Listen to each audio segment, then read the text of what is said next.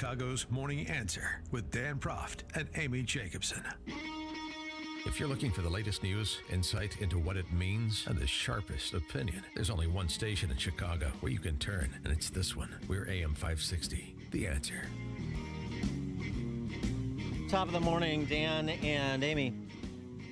As the buses keep rolling up from the south to New York City, Chicago, elsewhere, with migrants crossing the border illegally, but with the stamp of approval from the regime, it was interesting to hear from across the pond. UK Home Secretary Suella Braverman.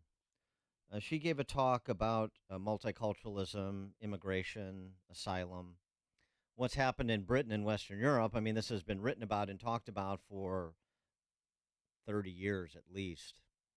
The decision that Western Europe made to essentially operate open borders and what impact it's had. Well, now they're starting to feel the effects of it, and some are courageous enough to speak plainly about it. The Home Secretary is one of them. Here's what she had to say. We will not be able to sustain an asylum system if, in effect, simply being gay or a woman or fearful of discrimination in your country of origin is sufficient to qualify for protection. Article 31 of the Refugee Convention makes clear that it is intended to apply to individuals coming directly from a territory where their life was threatened. It also states that where people are crossing borders without permission, they should present themselves without delay to the authorities and must show good cause for any illegal entry. The UK, along with many others, including America, interpret this to mean that people should seek refuge and claim asylum in the first safe country that they reach. But NGOs and others, including the UN Refugee Agency, contest this. The status quo, where people are able to travel through multiple safe countries and even reside in safe countries for years while they pick and choose their preferred destination to claim asylum, is absurd and unsustainable. Absurd and unsustainable. That's the absurdity that's going on here. I was in front of the Inn of Chicago yesterday because I went to Pritzker's press conference. There's just people hanging out everywhere. It's at Ohio and St. Clair. And I got to tell you, everyone that was coming out, because families are housed there, headless. Look at this fancy stroller. Look at that. A car seat and stroller. This is called a Brix, BRITAX. When I worked at Channel 5, I couldn't afford that. This is a $500 piece that everybody, look at everybody, and everybody has them. And I was shocked. So Everybody has the nicest thing they're given to them. Migrants. These are migrants that are housed there. Mm-hmm. And they're coming out, and I mean, they must be bored out of their minds, and the kids look bored out of their minds. One kid was playing with a water bottle on the sidewalk. I'm like, oh my God. But I'm just saying, we're giving these people the nicest of the nice things. Well, here's the thing. I mean, this is what rubs people the wrong way. We are a welcoming people. They have made a mockery of that term. We are welcoming people. We do want people truly fleeing persecution to see America as a shining city on a hill, to see this as a place they can get safe haven. But they've made a mockery of all the things that we believe. They've taken advantage of our good faith, and you have politicians that are acting in bad faith for political reasons, taking advantage of people's good faith and otherwise good nature, and that's what can't stand. Oh, meanwhile, and it's not particular to one country, it's particular to, frankly, one party, the same party that set up a PPP program in Kyiv, while Americans are, on the picket lines facing 7.3% mortgages. We know what's happening at the gas pump and the grocery store. Right, but that's what rubs people the wrong way. They're living for free on Michigan frickin' Avenue. Yeah, 3 meals a day. They get nice clothes, nice strollers, car seats. And to say things like this is to be then treated as some sort of racist or xenophobe, and it just is. It just angers people even more because they know where they're coming from, and that's not the place they're coming from. And then they're ridiculed for saying, how does this make sense? As Suella Braverman said, absurd and unsustainable. For more on this and many other issues, including his new book in the best-selling Killing the series, This time it's Killing the Witches, The Horror of Salem, Massachusetts, which was just released this week. He is Bill O'Reilly, host of No Spin News, weeknights, 5 p.m. Central Time at BillO'Reilly.com. Bill, thanks for joining us again. Appreciate it. How you guys doing out there? Good. So you're in New York City still, as I understand it. What are things like, and what's your perspective on what's happening with the migrant challenges to big city America? Well, it's a fairly simple issue. President Biden could stop it tomorrow with an executive order that says that the United States is going to suspend all asylum claims for 6 months to a year until we get this thing under control. That would take him 20 seconds. Yeah. He won't do it. So that's where we have to start. So he could stop it, but he won't.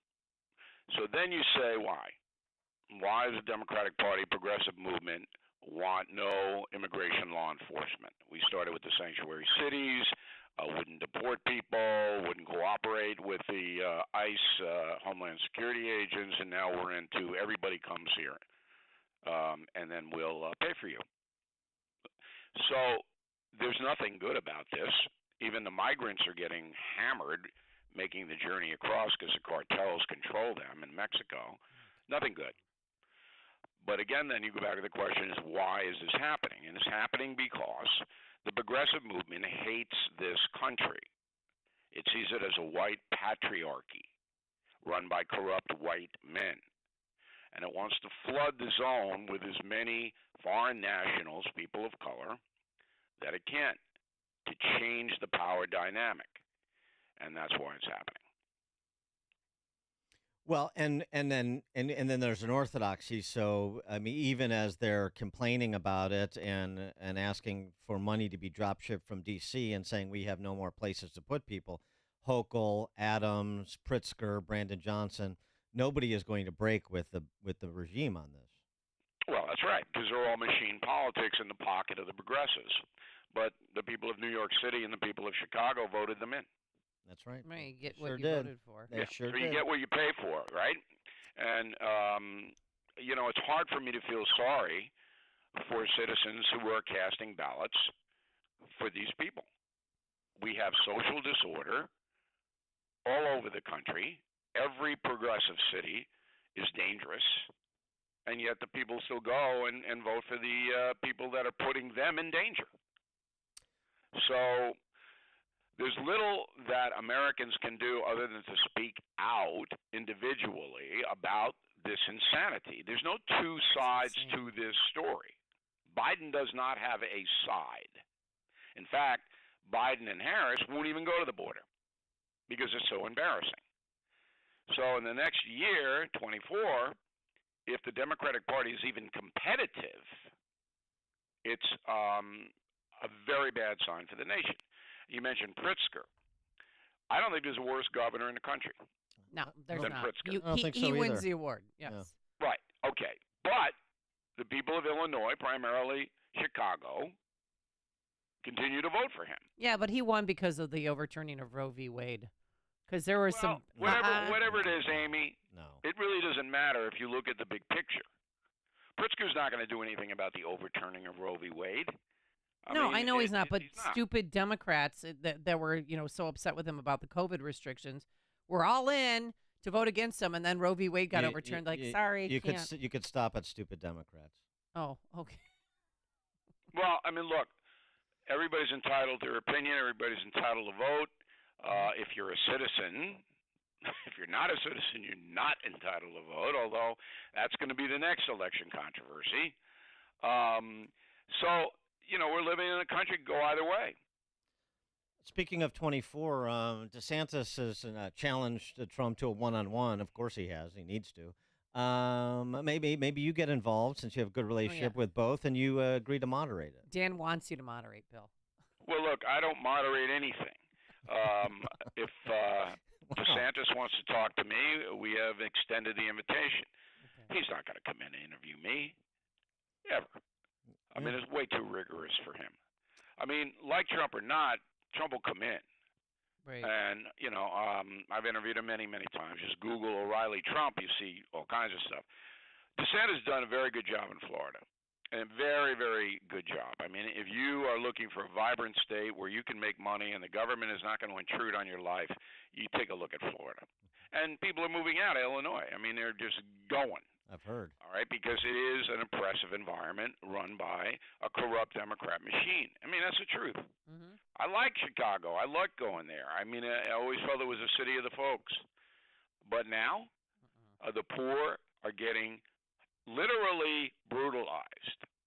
Yet the poor will not change their votes. So what do? I mean, you got to sit back and call it as it is, but there's really little else you can do if the people are going to still cast votes for these destructive politicians. All right, tell us about your new book, Killing the Witches. Well, Amy, this is a book you got to read here. I'm interested. I like the title. You remember the Killing series, the most successful nonfiction book series of all time.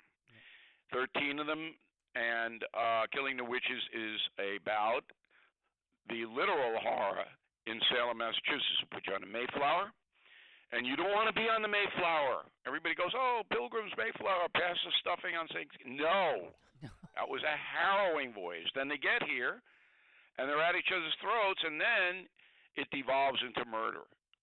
Organized murder. And how it happened with little children generating it is an amazing story. However, I wrote this book because there is a witch hunt today with the cancel culture. And people's lives are being destroyed. We're not hanging them, we are destroying them. Excuse me.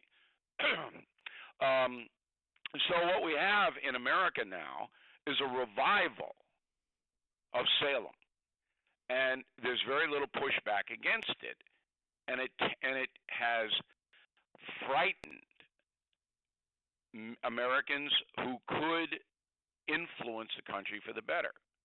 Because if you go against the progressive orthodoxy, you're a bigot, you're a homophobe, you're a racist, whatever it may be, and it's acceptable now. CNN did it to me last week. It's just insane what's happening here. It's hysteria, and it goes back to the witch trials in Salem in 1692. Love the parallel. It absolutely is timely, in addition to, again, providing a little bit of a history lesson for readers, which is always nice. He's Bill O'Reilly. He's the author of 18 #1 bestsellers. His latest in the Killing series, Killing the Witches, The Horror of Salem, Massachusetts. And again, catch him on the No Spin News, weeknights 5 p.m. at BillO'Reilly.com. Bill, thanks as always. Continued success with the books. Appreciate you guys having me in. Thank you. And he joined us on our turnkey.pro answer line. Listen to Dan and Amy on your smartphone. Download the AM 560 mobile app today at 560theanswer.com/mobile. Signature Bank is Chicago's fastest growing independently owned business bank. Your business and your money are in good hands with Signature Bank. I'm Dan Proft, and I know this because Signature Bank is my business bank. Hi, I'm Nick Philippus, co-owner of Joe Donut and a proud customer of Signature Bank. We're a locally owned,